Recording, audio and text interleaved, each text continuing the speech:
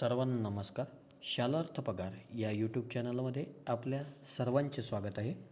आज आपण या व्हिडिओमध्ये शालार्थ पोर्टलमध्ये ई-KYC कशी व्हॅलिडेट करायची हे पाहणार आहोत.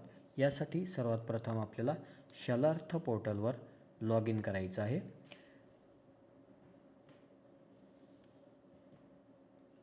हे लॉग इन झाल्यानंतर त्यामध्ये शालार्थ 2 या टॅबवर क्लिक करायचं आहे. हे केल्यानंतर आपल्याला डाव्या बाजूला निळ्या पट्टीमध्ये काही नावं दिसतील. यामध्ये 7 नंबरचं जे नाव आहे ऑथेंटिकेशन, या ऑथेंटिकेशनवर आपल्याला क्लिक करून एम्प्लॉई ई-KYC हा ऑप्शन निवडायचा आहे. त्यानंतर आपल्याला एम्प्लॉई डिटेल आलेली दिसेल. यामध्ये एम्प्लॉईचं नाव, आधार डिटेल आणि पॅन डिटेल आणि त्याचप्रमाणे नंतर बँक डिटेल या क्रमाने माहिती दिसणार आहे. तर ही माहिती चेक करण्यासाठी सुरुवातीला आपल्याला पहिली जी बाब आहे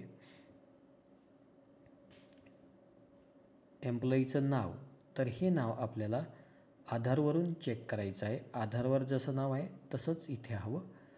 जर नावात तफावत असेल तर एकतर आधारवर किंवा रेकॉर्डला तुम्हाला नाव बदलावं लागेल. त्यानंतर पुढची जी बाब आहे ती आहे आधार नंबर. तर हा जो आधार नंबर आहे हा आधार कार्डवरून अचूक चेक करायचा आहे. त्यानंतर पुढचा नंबर आहे पॅन नंबर. हा पॅन नंबरसुद्धा पॅन कार्डवरून अचूकरित्या चेक करून घ्यायचा आहे.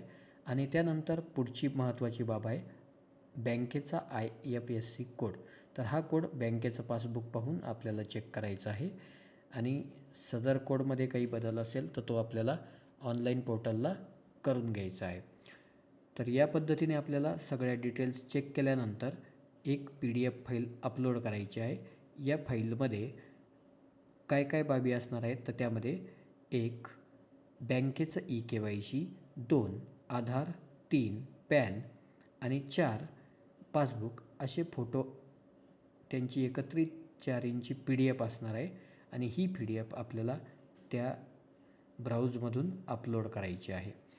आता ही PDF करण्यासाठी आपल्याला काय करावं लागेल तर 4 जे डॉक्युमेंट सांगितले त्यांचे फोटो काढून त्याची PDF करून इथे आपल्याला ती आधी एका फोल्डरमध्ये सेव्ह करावी लागेल आणि त्यानंतर ती इथे आपल्याला ब्राउजमधून अपलोड करायची आहे. पण अपलोड करताना एक आपल्याला काळजी घ्यायची आहे की या PDFची जी साईज आहे 512 KB कमी हवी. ती जर जास्त असेल तर फाईल कॉम्प्रेस करून घ्यायची आहे आणि मग ती सेव्ह करून ठेवायची आहे. आणि त्याची साईज 500 कमी, 512 कमी करून नंतरच ती इथे ब्राउजमधून अपलोड करायची आहे. ही प्रोसेस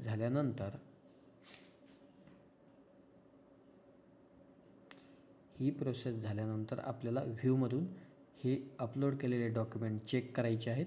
आणि त्यानंतर आपल्याला एम्प्लॉई सिलेक्ट करून शेवटी जो ऑप्शन्स आहे व्हॅलिडेट एम्प्लॉई, तर व्हॅलिडेट ऑप्शनला क्लिक करून तो एम्प्लॉई व्हॅलिडेट करायचा आहे.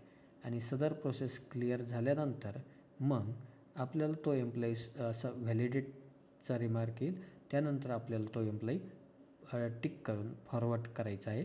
सदर एम्प्लॉई फॉरवर्ड झाल्यानंतर DTO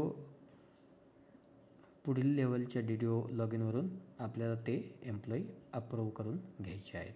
तर या पद्धतीने आपल्याला शालार्थ पगार या पोर्टलवर एम्प्लॉई व्हॅलिडेट करायचे आहेत. धन्यवाद.